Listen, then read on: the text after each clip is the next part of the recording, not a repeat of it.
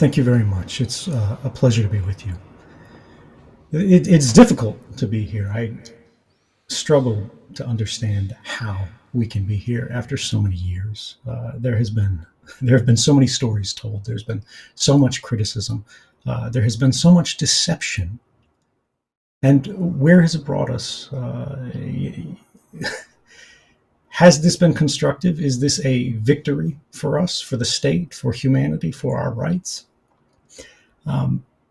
When I came forward in 2013, I said the reason that I came forward was that we have a right to know that which is done to us and that which is done in our name by our governments. That was already under threat. And when you look at the world since, it seems that that trend is accelerating. Do we still have that right? Do we have any rights if we don't defend them? Well, today we see someone who has stood up to defend that right, who has aggressively championed that right at an extreme cost. And it's time for us to defend his rights. What we're witnessing is a murder that passes without comment. And I want to say that it is difficult for me to comprehend the spectacle of the press of a nation or the developed world aiding and abetting with full knowledge a crime not only against this man, but against our public interest. However, at this moment, that we all see this, we all feel it.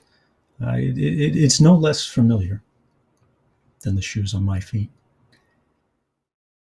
Everywhere we look, from Afghanistan to economics, from pandemic to pervasive surveillance, the obvious has been made unspeakable. It has become unspeakable because the truth of our circumstances could be taken as evidence in the defense of the actions of the out of favor. And in the eyes of the American state, few represent this class, a greater object of hatred than the person of Julian Assange. He has been charged as a political criminal, something that I understand quite well, but he has been charged as the purest sort of political criminal for having committed the transgression of choosing the wrong side. The charges, which they are absolutely an unadorned legal fiction. We are told to believe that the state has these powers over what can be said and what can't be said, the things that can and cannot be said.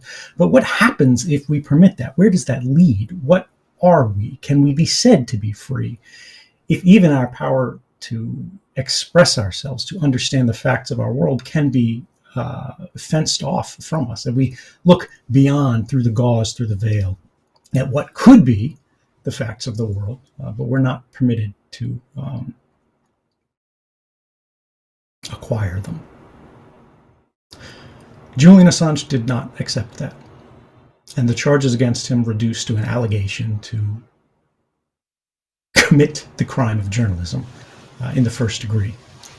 Which is to say, when we look at it applied elsewhere, the same sort of publication of classified material that we see in the New York Times or the Washington Post, aggravated by a conspiracy to accomplish the same, which is simply uncovering an uncomfortable truth. But something distinguishes Julian Assange from the greatest newspapers of our day, and that is his independence. Julian Assange is not a person who will be told no lightly. I remember in the case of 2013, when I came forward and revealed evidence of mass surveillance, which the government of my country had constructed the apparatus of mass surveillance, an entire scheme that spanned the globe, with the participation of Australia, New Zealand, Canada, and of course, the United Kingdom. And when the newspapers of all of these countries began publishing these things, one of the papers who held the archive of material originally included The Guardian, who was headquartered in the United Kingdom, still is. And I remember reading a story. Of course, I wasn't there for it personally. I'm getting this secondhand. Who knows what we can rely on, the state of journalism as it is today. But they were approached by the British state, who said, okay, you've had your fun. You've done enough. Now it's time to stop. And they had to send their archival material away to the United States, to a partner publication, because they no longer believed that they were safe to continue publishing. And they were right. Agents of the British state went to The Guardian. They destroyed their laptop computers. They've got it on film, putting angle grinders to computer chips, trying to erase any trace that these stories had been written from within the confines of the newsroom. Now, Julian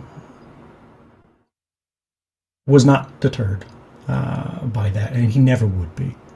When you perform the level of surveillance against a person that has clearly been performed and is being performed, even today, certainly in prison, against Julian Assange, you understand at least something about that character. You understand what the breaking point is. You know what it'll take to make them bend. And he didn't bend. He will break before he does. He has consistently and continuously dared to speak the unspeakable in the face of opposition, in the face of power, and that is a remarkable and rare thing. That is the reason that Julian Assange sits in prison today. If you love the truth, as I think everyone here does, you wouldn't be listening to this, you wouldn't be watching this, you wouldn't be participating in this, you wouldn't care about this unless something in you told you that something important was happening here. And if you do care, as I think you do, you are a criminal of the same category as Julian Assange. In the eyes of the state, what differentiates you, what divides you from him, is only the degree. We share the same guilt. Each of us share in the crime, and we are unindicted co-conspirators in his quest to raise a lantern in the halls of power. Each of us shares in the forbidden desire to see justice done not merely to the instruments of these darkest moments of the human condition that we've heard about all day here, torture, extrajudicial killings, aggressive war, but to see justice done to their architects. And I have to say here, each of us will also share, and to me it will happen without the faintest regret,